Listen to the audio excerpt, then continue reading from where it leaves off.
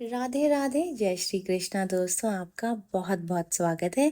अगर आप भी चाहते हैं कि घर में माता लक्ष्मी का स्थायी वास हो जाए, वो आपके घर को छोड़ करके कभी भी ना जाए, आपके परिवार पर सभी लोगों पर माता लक्ष्मी की कृपा सदा बनी रहे, घर में बरकत बनी रहे, आर्थिक तंगी का सामना कभी भी ना करना पड़े, तो एकादशी के दिन खास करके अपरा एकादशी जब आने वाली है, अगर आप उस दिन श्री हरि विष्णु के साथ साथ इन तीन लोगों की या कहें कि इन तीन की पूजा कर लेते हैं, तो घर में माता लक्ष्मी का हमेशा के लिए वास हो जाएगा। वो कभी भी आपके घर को छोड़ करके नहीं जाएंगी। व्रतों में कुछ व्रत जो हैं वो बहुत प्रमुख होते हैं, और ऐसे 5 व्रत माने जाते हैं जिनको कि बहुत ज़्यादा महत्वपूर्ण माना गया है। उनमें है नवरात्रि का व्रत, पूर्णिमा का व्रत, अमावस्या का व्रत, प्रदोष व्रत और एकादशी व्रत। इनमें भी सबसे ज़्यादा बड़ा जो व्रत माना जाता है वो एकादशी का व्रत माना जाता है।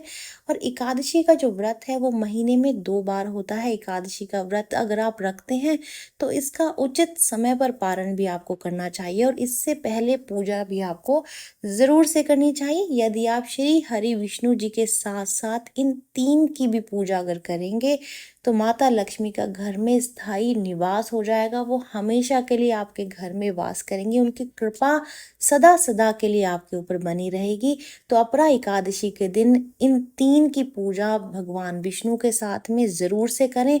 तो उनमें सबसे पहले जो आते हैं वो है शालीग्राम। जी हाँ, शालीग्राम को विष्णु जी का ही साक्षात विग्रह रूप माना गया है, और देव उठनी एकादशी के दिन तुलसी के पौधे के साथ इनकी पूजा और विवाह कराया जाता है। ऐसी मान्यता है कि घर में भगवान शालीग्राम अगर हो तो वो जो घर है वो तीर्थ के समान माना जाता है। स्कंद पुराण के कार्तिक महात्म्य में शिव जी ने भी शालीग्राम की स्तुति की है, और विष्णु की मूर्ति से कहीं ज्यादा इसको उत्तम माना जाता है, और शालीग्राम की पूजा करना बहुत ही शुभ माना जाता है। तो एकादशी के दिन आपको भगवान विष्णु के साथ साथ शालीग्राम जी की भी पूजा करनी चाहिए। अगर आप ऐसा करते हैं तो माता लक्ष्मी बेहद ही प्रसन्न होती हैं, क्योंकि ये भी विष्णु जी का ही रूप है, और इस रूप को अति उत्तम रूप माना गया है। तो इस बार अपरा एकादशी के दिन आप शालीग्राम जी की भी पूजा जरूर से करें।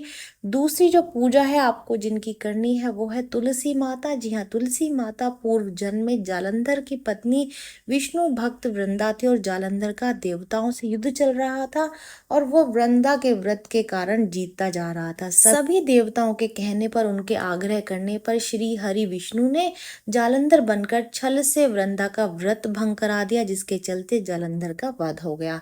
ये देखकर वृंदा ने विष्णु जी को पत्थर हो जाने का श्राप दिया। बाद में देवताओं के कहने पर श्राप उसने वापस ले लिया, और वो खुद सती हो गई।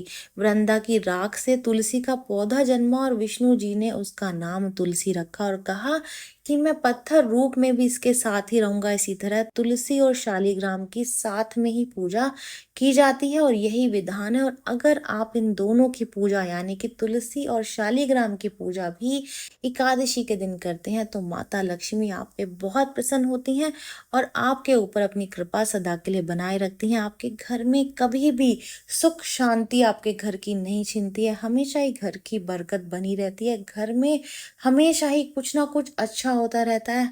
अक्सर ही आपको शुभ समाचार सुनने को मिलते रहते हैं, अगर आपके घर में तुलसी और शालीग्राम इन दोनों की पूजा भी एकादशी के दिन की जाती है। और अगर आप एकादशी का व्रत नहीं भी रखते हैं तो भी आपको शालीग्राम और तुलसी को जरूर से रखना चाहिए। अक्सर लोग तुलसी के पौधे में शिवलिंग को रख लेते हैं, जो कि बिल्कुल भी ठीक नहीं माना जाता है। कभी भी शिवलिंग पर तुलसी की पत्तियां नहीं चढ़ती हैं, इसीलिए तुलसी के पौधे में कभी भी भूल से भी शिवलिंग नहीं रखना चाहिए।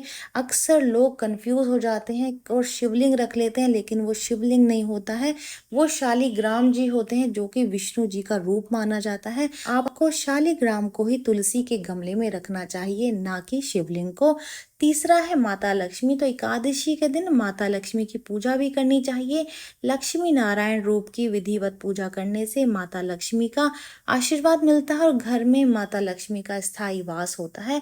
देखिए, एकादशी का जो दिन है वो भगवान विष्णु और माता लक्ष्मी दोनों को ही समर्पित है। तो ऐसे में अगर आप सिर्फ और सिर्फ विष्णु जी की पूजा करते हैं तो वो भी ठीक नहीं है। आपको उनके अर्धांगिनी माता लक्ष्मी की भी पूजा ज़रूर से करनी चाहिए, ताकि आपको भगवान विष्णु के साथ-साथ माता लक्ष्मी का भी आशीर्वाद सदा के लिए प्राप्त हो जाए। ये जानकारी यहीं तक ही। उम्मीद है दी गई जानकारी आपके काम आएगी और आप इसका लाभ उठाएँगे। जो लोग वीडियो देख रहे हैं, वीडियो को लाइक कर दीजिए, चैनल को सब्सक्राइब कर दें, नोटिफ़िकेशन बेल को दबाना बिल्कुल भी ना भूलें, क्योंकि यहाँ पर इस तरीके की महत्वपूर्ण जानकारियाँ मिलती रहती हैं। तो चलिए मिलते हैं नई वीडियो में नई जानकारी के साथ। जय श्रीमन नारायण दोस्तों, जय श्री कृष्ण।